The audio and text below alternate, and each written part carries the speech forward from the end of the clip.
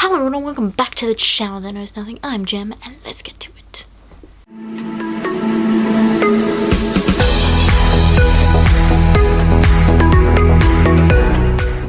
So today I am doing top moments in Disney that I've cried in, because everyone keeps saying, why don't you cry in books, man? And I'm just like, okay, sorry, I don't cry in books. Sorry that I'm somewhat normal. Anyway, so we're gonna count down from 10 to my top moment where I cried in Disney, and it's not all like just the Disney animations. I'm gonna count everything that has been made by the Disney company, which includes like a lot of live action stuff that is not like originally Disney's like idea. So let's go. So at number 10 is the moment when Jess finds out that Leslie has died from the rope in Bridge to Tetheberia.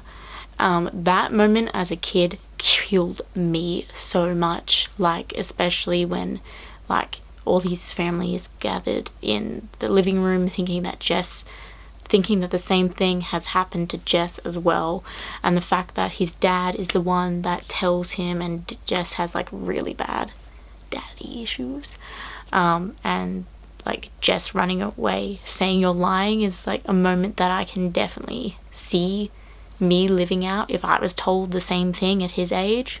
So that's number 10. We're going to get way more teary as we go along.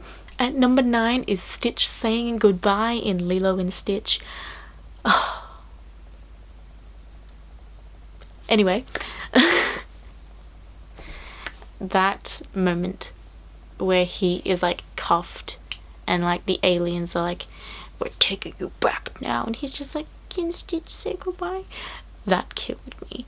And the fact that it's not like a fully functioning like normal family like in the end is really cool. I like that Disney did that. I like that Disney is like, look at Nani, she's a great like sister icon that's trying to raise like, you know, Lilo and, you know, get by in the world. And the fact that Stitch is there is cool too. But like the fact that he's just like, it's broken but it's still good, like it still works. It doesn't matter that we're not what everybody else's like family looks like.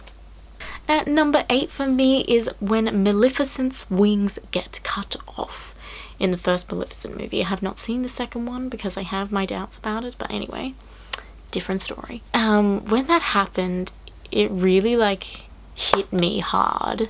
I was just like, I like it when they humanize the villain. So then, you know, when you go back and watch Sleeping Beauty, everything that she's doing makes a lot of sense. But I also like the fact that they changed the story in Maleficent and made her a lot more like human than she originally was in the original.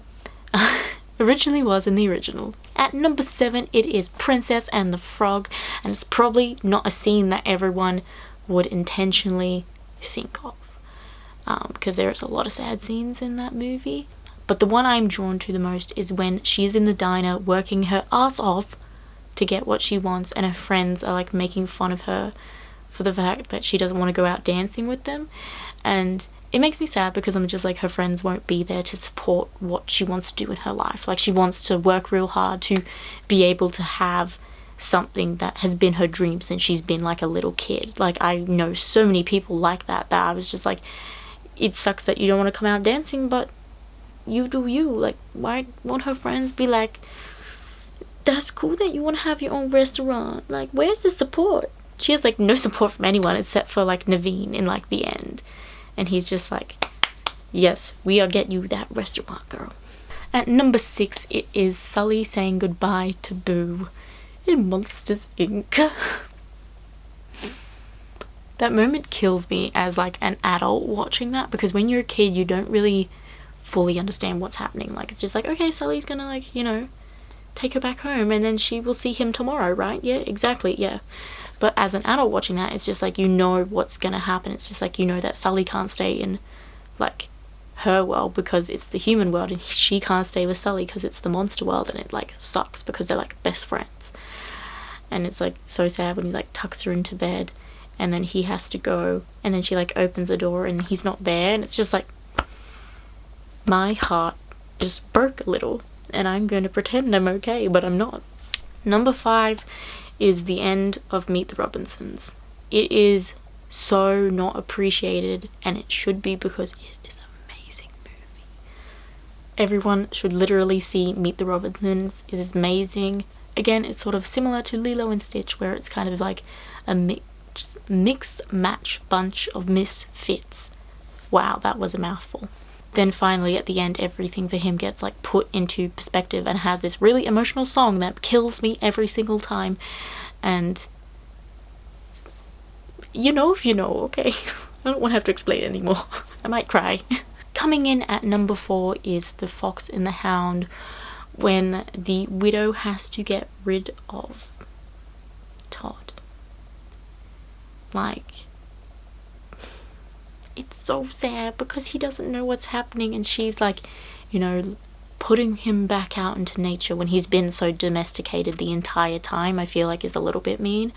And I understand a lot more when I'm the age I am now. When I was a kid, I was just like, this is just so messed up. I don't like this. Like, I just wish he could have stayed, and I do not like it.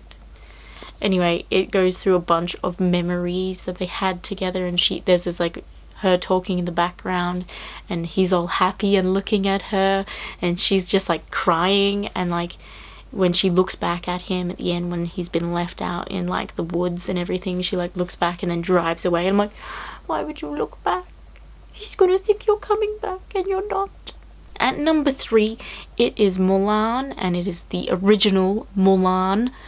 I haven't seen the remake, but I have not heard great things about it. And it is when she sings Reflection. It's one of my favourite Disney songs ever. Just because I love what it represents as a Disney song. I think it's just like, when am I going to be like what people expect of me? And I think at the end it makes a lot more sense, because it's just like, well, I don't need to be what everyone wants me to be. Like, I like who I am. I like what I see in the reflection, because I am awesome and brave and a warrior. Next one is from Onward, which is probably my favorite Pixar Disney thing they have done yet. So good. Fantasy, and it's like Dungeons and Dragons, which I've like just become obsessed with. And I love Barley and I love Ian, and like just how different they are and how unique they are. And I love the mum, and like I just love the animation too. It's like mind-blowing. But the moment that made me cry in this movie was all of it. But the specific moment was when Ian and Barley just had a massive fight because they think that the Phoenix gem was back at the actual Raven's Point, not in front of the school. Anyway, and Ian goes off with the dad, and he's sitting there with his list, you know. He had this massive list throughout the story. He's like, this is what I'm going to do with Dad. And he's like, he crossed them all out, and he's sitting there, and then he realizes that the person that he needed was always there. Like, the person that he thought he needed was his dad, but he realizes that Barley kind of stepped into those shoes for him, and it made me really happy and really sad at the same time. I'm sort of crying telling this. And I think, you know, obviously us watching that, we kind of realised that Barley was like this unlikely father figure for Ian. Like, and I like that Ian ends up telling Barley that and being like, you go and say goodbye to him because you never got the chance, and I never got to know him, and you were like, my older brother, and kind of guided me when I needed it the most. And that's why it's number 2. Coming in at number 1. I don't know if people are gonna like this one, but I do. I mean, I don't love it because it makes me sad. But it is Frozen 2, and it's when Anna sings The Next Right Thing. And I just think Frozen 2 is the most amazing thing that happened to Disney. I love the writers and the director. I recently watched like them making Frozen 2, and it just made me love it all the more. I love that it's about sisters, because I feel like sisters in a lot of like movies, like the only representation that I ever had of sisters was from Cinderella, and you know, that's not the best. I'm really close with my sister, so that one, like Frozen 2, makes me feel like, thank God we finally got some good representation in there for sisters out there who are close and don't hate each other. But why this moment gets to me is because of the lyrics and the meaning behind doing the next right thing. And I think that most people have it as a mantra now because of what it means. Because of what it means to Kirsten Bell, who plays Anna. I won't go into a bunch of detail because I will get very upset and I don't want to cry on camera because that's embarrassing. It's at a moment where like Anna is at her lowest and she's such a positive character, so to see her like that is like really heartbreaking. And it's just like she's just lost Olaf and she thinks Elsa is gone forever and she doesn't know where Kristoff and Sven are, and she's like, I am alone, like what am I gonna do now that I'm alone? And the fact that she like just gets up out of the darkness and just keeps going forward is like, it's really sad because you think she thinks she's lost everyone and you think that too until like the next bit of the movie happens.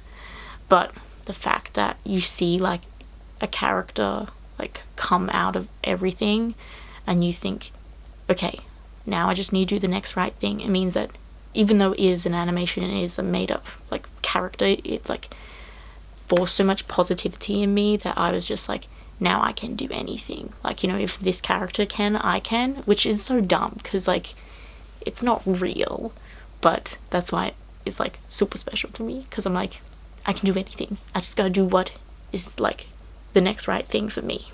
Anyway guys, that's all I've got for you today. Please like, subscribe because that is always nice, and I'll see you next time. Let me know down the bottom what are the moments in Disney that you cried in, or if you hate all my moments. Anyway, goodbye.